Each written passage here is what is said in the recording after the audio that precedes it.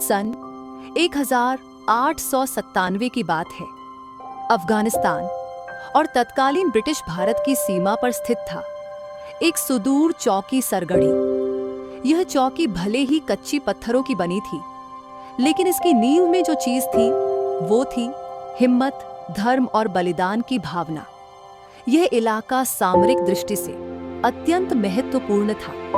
दो बड़े कहिले गुलिस्तान और लॉकहार्ट के बीच संपर्क साधने का एकमात्र माध्यम यही चौकी थी। यदि दुश्मन इस पर कब्जा कर ले तो दोनों किलों का एक दूसरे से संपर्क टूट जाएगा और यह पूरे सीमा क्षेत्र के लिए एक आपदा बन जाएगा। ब्रिटिश सरकार ने यहाँ तैनात किया था 36वीं सिख रेजिमेंट को एक वीर सैनिकों का दल, जिनमें से केवल 21 को इस चौकी की रक्षा की जिम्मेदारी मिली।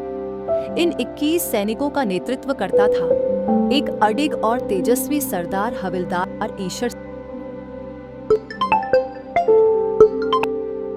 अक्षय कुमार कोई साधारण फौजी नहीं था। उसकी चाल में एक भरोसा था, उसकी आंखों में आग थी और उसकी वाणी में वेदना थी।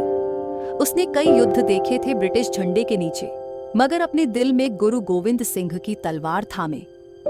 उसकी एक विशेषता थी, वह आदेश से नहीं, आस्था से लड़ता था। उसे ब्रिटिश हुकूमत के प्रति वफादारी दिखानी थी, लेकिन उसका वास्तविक लक्ष्य था अपनी कौम, अपनी वर्दी और अपनी जमीर की रक्षा करना। ब्रिटिश अफसर उसे एक बागी मानते थे, क्योंकि वह अपनी वर्दी में झुकता नहीं था, गलत पर चुप नहीं रहता था और हमेशा अपने सिख भाइयों के सम्मान की बात करता था। उधर सीमा पार अफगान कबीलों में हलचल थी। गुल बादशाह, एक उग्र और कट्टर नेता, हिंदुस्तान की सीमा में घुसपैठ की योजना बना रहा था। वह सरगढ़ी चौकी को एक कमजोर कड़ी मानता था।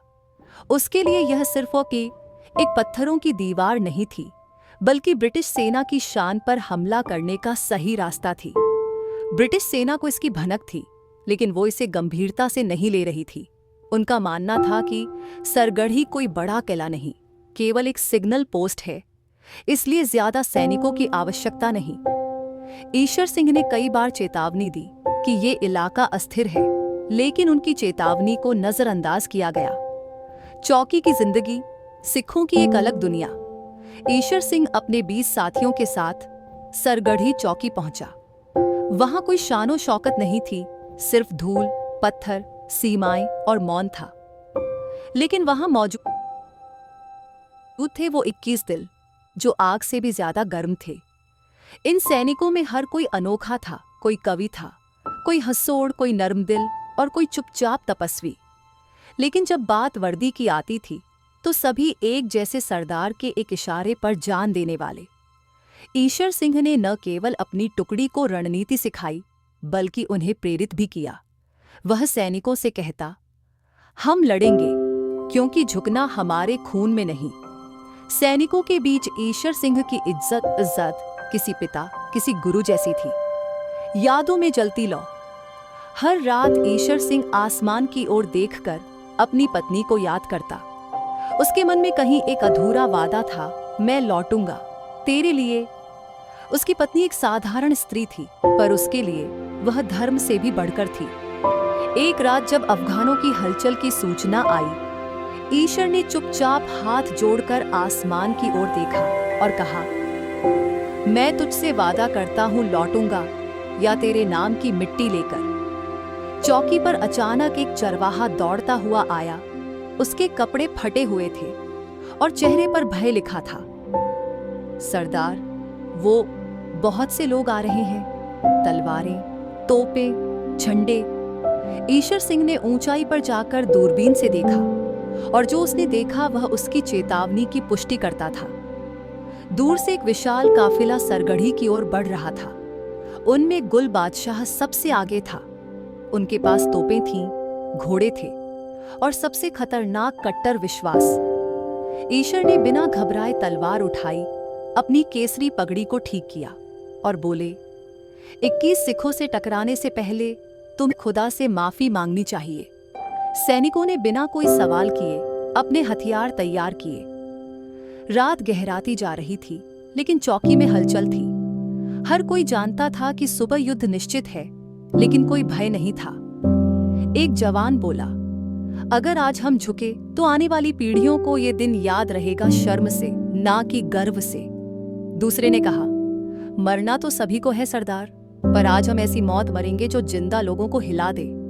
ईशर सिंह ने मुस्कुराकर तलवार को मिट्टी में गाड़ दिया और कहा, आज हम लड़ाई नहीं लड़ेंगे, इज्जत की आखिरी जंग लड़ेंगे। 27 मार्च 1997 की सुबह सूरज धीरे धीरे सरगढ़ी की चोटियों पर चढ़ रहा था। ठंडी हवा में बारूद की गंध घुलने लगी थी।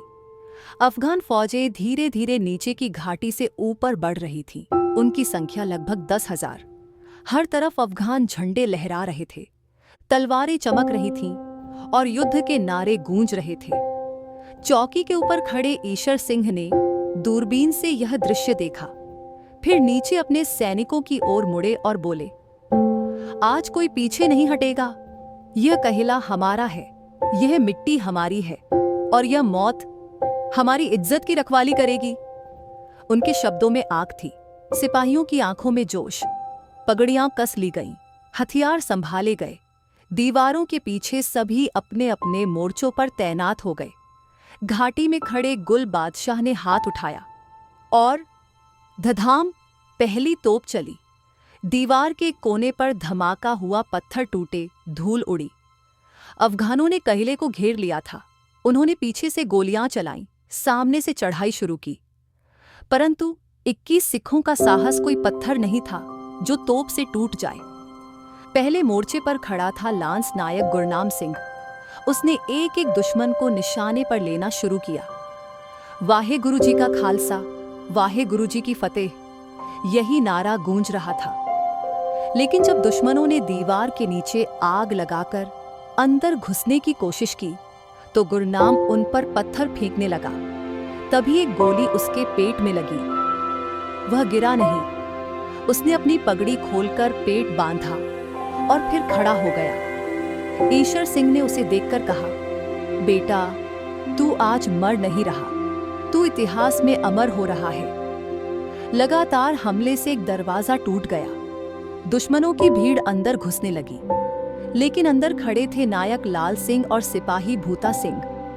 दो ही लोग सामने सौ। भूता सिंह ने लाल सिंह की ओर देखा, मुस्कुराया और बोला, आज तो बड़ी पार्टी लग रही है लाल सिंह, चलो कुछ मजा दिखाते हैं। और दोनों ने तलवारें घुमाई। सिर उड़ने लगे, भाले तीरों से टकराने लगे, लेकिन संख्या ज्यादा थी। भूता सिंह के सीने में खंजर धंस गया। फिर भी उसने आखिरी सांस तक एक अफगान की गर्दन अपने साथ ले ली। लाल सिंह अकेला बचा। वह लड़ता रहा तब तक जब तक कि उसकी तलवार न टूट गई। फिर उसने अपनी बंदूक से दुश्मनों को पीछे धकेला। ईशर सिंह ने दीवार पर चढ़कर यह सब देखा और तुरंत कुछ सैनिकों को भेजा बचाव के लिए। जैसे जैसे युद्ध बढ़ता गया, अफगानों के बीच से कुछ लोग नमाज पढ़ने के लिए अलग हुए।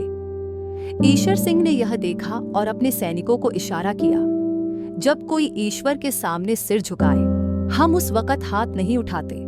यही सिख धर्म है। यह युद्ध धर्मों का नहीं था, यह युद्ध इंसानियत, बहादुरी और जमीर का था। एक एक करके सिख सैनिक घायल होने लगे।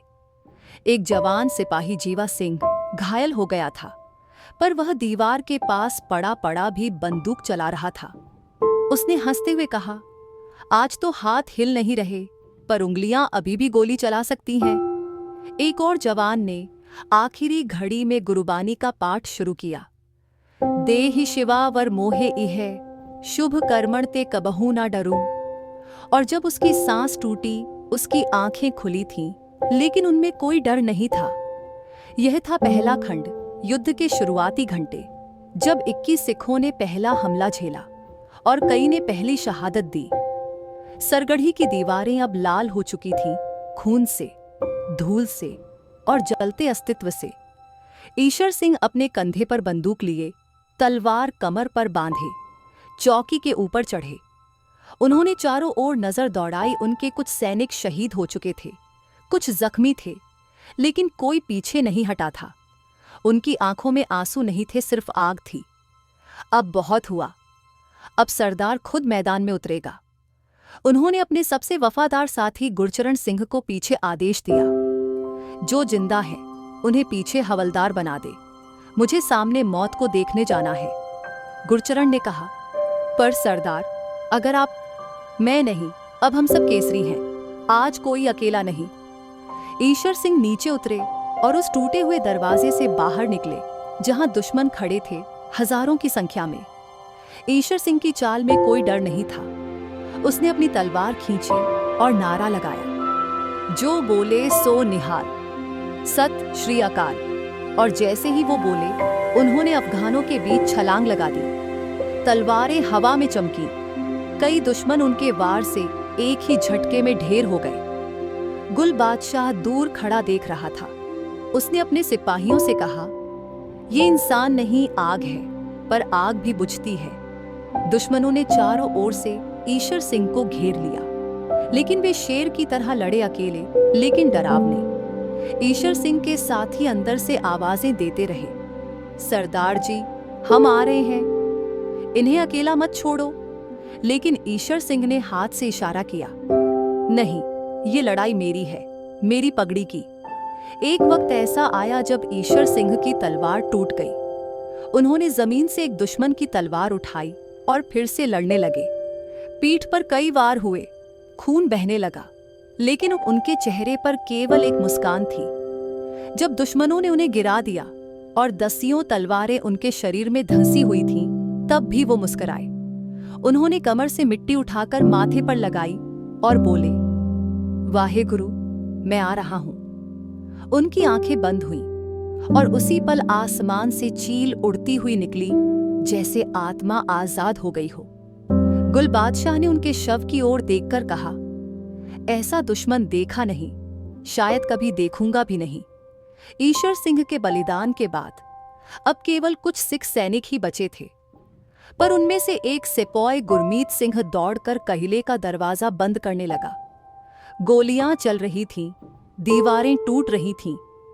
उसने अपने शरीर से दरवाजे को धक्का दिया। पीछे से दुश्मन चढ़े जा रहे थे। अंत में एक गोली उसकी पीठ में लगी, लेकिन दरवाजा बंद हो गया। वो मुस्कुराया और कहा, अब जल्दी नहीं खुलोगे दरवाजे, क्योंकि सरदार जी ने कहा था, जब तक सांस तब तक सरगढ़ी। अब सरगढ़ी के भीतर सिर्फ 4 से 5 सिख जवान बचे थे। दीवारें टूट चुकी थीं, धुआं, बारूद और लाशों से चौकी ढक चुकी थी। एक कमरे के अंदर बैठा था हवलदार गुरचरण सिंह, सीने पर पट्टी बांधे और हथियार अब भी पकड़े हुए। उसने पास बैठे सिपाही लालचंद से कहा, तू जा, ऊपर जा और सिग्नल दे दे कि हमने आज सरगढ़ी बचाने की कसम पूरी की। लालचंद भागा और चौकी की सबसे ऊंची मीनार पर चढ़कर बत्ती जलाकर संकेत भेजा कि युद्ध अब अंतिम मोड़ पर है। अंतिम बंदूक अब अंदर बचा था सिर्फ एक सिख सिपाही सुखा सिंह। उसने अपने जख्मी शरीर से खुद को उठाया, आखिरी गोली अपनी बंदूक में भरी और दरवाजे के सामने खड़ा हो गया। दुश्मन दरवाजा तोड़ रहे थे, वह अकेला था। उसने गुरबानी पढ़ी, वाहे गुरु, आज तेरे चरणों में आने का दिन है, मेरी लाज रखना। दरवाजा टूटा, भीड़ अंदर घुसी।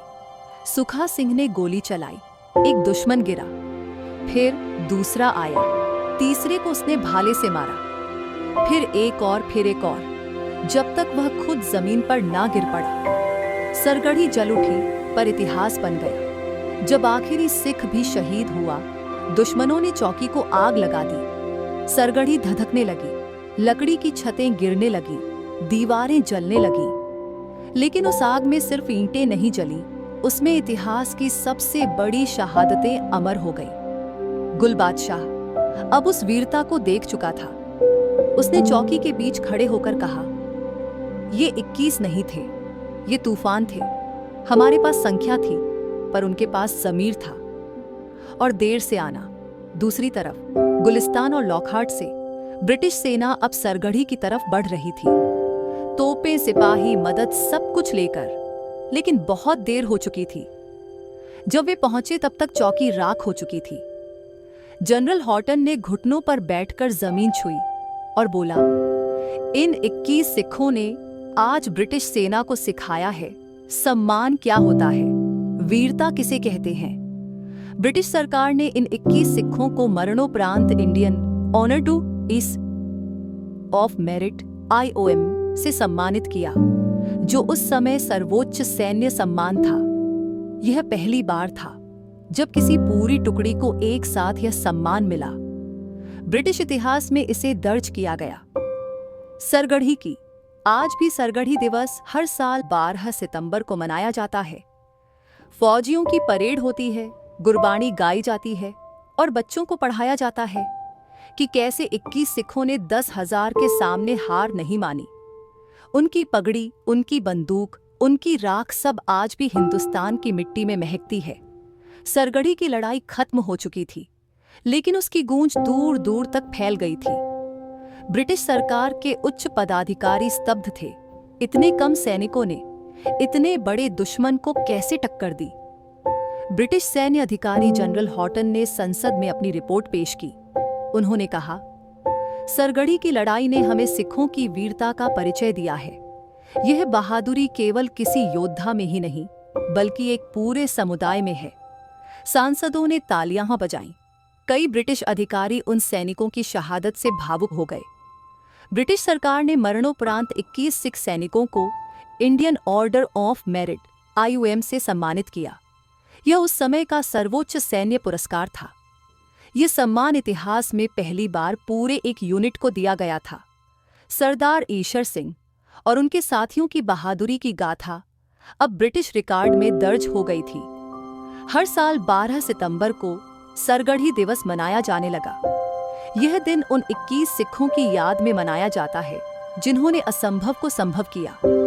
गांवों, कस्बों और शहरों में परेड होती हैं, स्कूलों में विशेष कार्यक्रम होते हैं और लोगों को उनकी वीरता की कहानियां सुनाई जाती हैं। आज के भारत में केसरी की कहानी प्रेरणा का स्रोत है। सेना में भर्ती युवाओं के लिए यह एक मिसाल है कि कैसे साहस, एकजुटता और समर्पण से बड़ी लड़ाई जीती जा सकती है। सरगढ़ी की लड़ाई को इतिहास की सबसे बहादुरी भरी लड़ाइयों में गिना जाता है। 2019 में बनी फिल्म केसरी ने इस वीरता को बड़े पर्दे पर जीवंत कर दिया। अक्षय कुमार ने सरदार ईशर सिंह का किरदार निभाया, जिसने लाखों लोगों को प्रेरित किया। फिल्म ने भारत और विदेशों में इस ऐतिहासिक लड़ाई को फिर से जीवंत किया और हर भारतीय के दिल में गर्व जगाया। सरगढ़ी की लड़ाई एक ऐसी कहानी है जो हमें सिखाती है कि असंभव कुछ भी नहीं। जब दिल में हो हिम्मत और पगड़ी हो सिर पर, तो लड़ाई जितना मुश्किल क्यों ना हो, जीत सुनिश्चित है। यह कहानी है 21 केसरी सिखों की, जिन्होंने एक पूरी फौज को चुनौती दी और इतिहास में अपना नाम अमर कर दिया।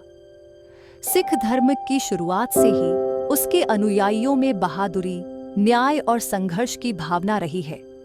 गुरु गोबिंद सिंह ने खालसा पंथ की स्थापना की थी, जो शौर्य और धर्म रक्षा के लिए सदैव तैयार रहता था। सरगढ़ी के 21 केसरी सिख इसी परंपरा के जीवंत उदाहरण थे। वे जानते थे कि उनकी लड़ाई सिर्फ अपनी जान की रक्षा नहीं, बल्कि अपने धर्म, संस्कृति और देश की रक्षा थी। सरगढ़ी की लड़ाई इतिहास में सैन्य रणनीति और असाधारण साहस का उदाहरण बनी। यह साबित किया कि कम संख्या में भी सही रणनीति, एकता और दृढ़ निश्चय से बड़ी सेना को रोका जा सकता है। इस लड़ाई ने ब्रिटिश सेना को भी सिख सैनिकों की काबिलियत का सम्मान करने पर मजबूर किया। आज भी भारतीय सशस्त्र बलों में केसरी की लड़ाई को प्रेरणा माना जाता है। सेना के नए जवानों को यह कहानी सुनाई जाती है कि कैसे साहस और बलिदान से हर चुनौती को पार किया जा सकता है। सरगढ़ी दिवस पर आयोजित कार्यक्रमों में ये कहानियां सुनाई जाती हैं और ये युवा पीढ़ी के लिए प्रेरणा का स्रोत बनती हैं। फिल्म केसरी ने केवल इतिहास को जीवंत किया ही नहीं, बल्कि भारतीय सिनेमा में वीरता की नई मिसाल कायम की। अक्षय कुमार के अभिनय ने दर्शकों के दिलों को छू लिया और सिख समुदाय के सम्मान को भी बढ़ावा दिया। फिल्म के संवाद और दृश्य आज भी कई स्कूलों और प्रशिक्षण शिविरों में उपयोग किए जाते हैं। केसरी की लड़ाई हमें सिखाती है कि हिम्मत, विश्वास और एकता के बिना कोई युद्ध नहीं जीता जा सकता। यह कहानी हमें याद दिलाती है कि अपने कर्तव्य के प्रति समर्पण और अपने अधिकारों के लिए लड़ाई कभी व्यर्थ नहीं होती। सरगढ़ी के 21 केसरी सिख आज भी भारत और विश्व में बहादुरी और बलिदान का प्रतीक है। उनकी कहानी पीढ़ियों को याद दिलाती है कि जब मन में हो अडिग विश्वास तो कोई भी मुश्किल बड़ी नहीं होती। उनकी हिम्मत, उनका जज्बा और उनके विचार दर्शाते हैं कि कैसे एक साधारण किसान से सिपाही बनने का सफर एक महानायक तक पहुंच सकता है। ईश्वर सिंह की सबसे बड़ी ताकत थी उनका आत्मविश्वास और उनकी जिम्मेदारी की भावना। वे केवल अपनी जान की नहीं बल्कि अपने पूरे समुदाय की रक्षा के लिए लड़ रहे थे। उनके संवाद जैसे जो बोले सो निहाल, सत श्री अकाल, यह नारा केवल एक आवाज नहीं बल्कि उनके हौसले की पहचान थी। फिल्म के संवाद अत्यंत प्रभावशाली है। हर संवाद में इतिहास की गहराई और भावनाओं का मेल होता है। जैसे जब तक सांस तब तक सरगढ़ी, यह वाक्य केवल एक युद्ध का संकल्प नहीं बल्कि आज भी सिखों के लिए एक प्रेरणा है। संवादों ने दर्शकों को न केवल युद्ध की गंभीरता का एहसास कराया बल्कि उनमें गर्व और देशभक्ति की भावना भी जागृत की। फिल्म के युद्ध दृश्य इतने जीवंत और सजीव हैं कि दर्शक स्वयं उस मैदान में पहुंच जाते हैं। सच्चाई के करीब, बिना किसी अतिशयोक्ति के, युद्ध की सच्चाई और उसकी भयावहता को दिखाया गया है। हर तलवार की आघात, हर गोली की गूंज और हर सैनिक की शहादत को बेहद भावुकता से प्रस्तुत किया गया है। फिल्म के संगीत ने युद्ध के दृश्यों को और भी प्रभावशाली बनाया। गुरबाणी और पारंपरिक पंजाबी संगीत ने वीरता और श्रद्धा का सही मिश्रण प्रस्तुत किया। ध्वनि प्रभावों ने दर्शकों को युद्ध की भीषणता महसूस कराई, जैसे तलवारों की टकराहट, बंदूक की गोली की आवाजें और सैनिकों के जयकारे। केसरी फिल्म ने सिख संस्कृति और इतिहास को बड़ी